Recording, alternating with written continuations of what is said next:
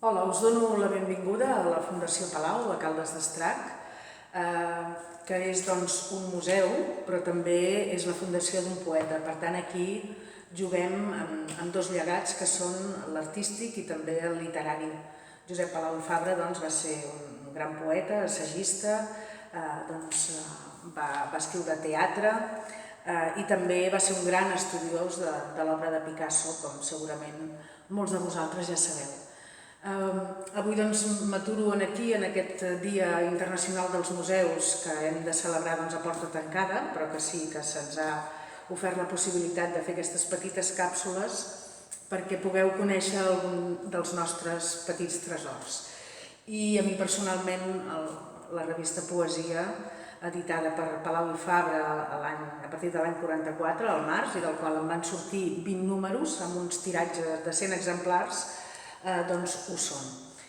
Era fet en paper de fil, no per res, sinó que perquè era una manera de no passar la censura, i se'n feien 100 exemplars també, no per una qüestió elitista, tal com ell explica, sinó amb aquesta voluntat de que pogués passar desapercebuda.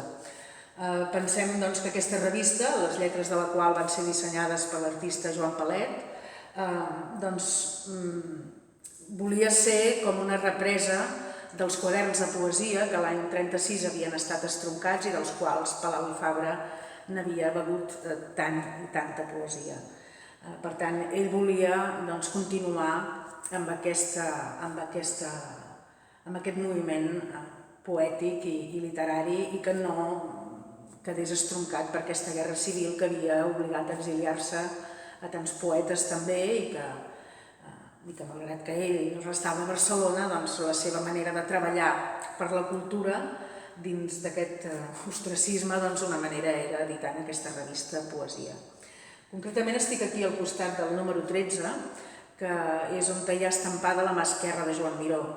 Palau i Fabra, gràcies a la revista, té l'oportunitat de conèixer-lo i a partir d'aquí inicien una bona amistat i no només serà aquesta mà, sinó que hi ha altres dibuixos com aquests, fets amb tinta xinesa sobre paper, que també il·lustraran algun dels números de poesia. En aquesta revista hi apareixia això, des dels textos del Guident, de Rambó, hi havia un número dedicat a la poesia femenina, un altre número dedicat a Bartomeu Rosselló Porcel, que també va morir l'any 38 i que va estar enterrat aquí durant un temps a la tomba familiar de Salvador Espriu, i també que Palau i Fabra considerava que era un poeta que havia quedat estroncat, tot i que se'l va endur la tuberculosi.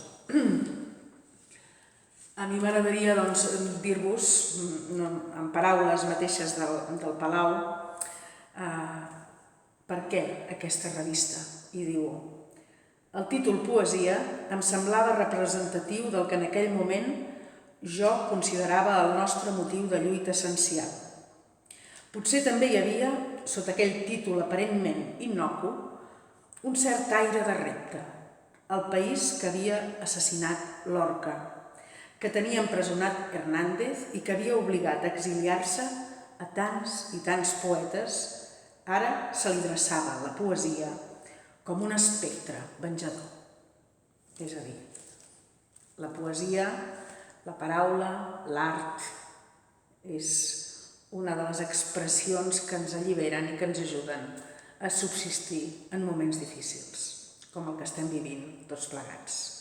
Bon dia dels museus i us esperem el dia que tot torni a la normalitat. Gràcies.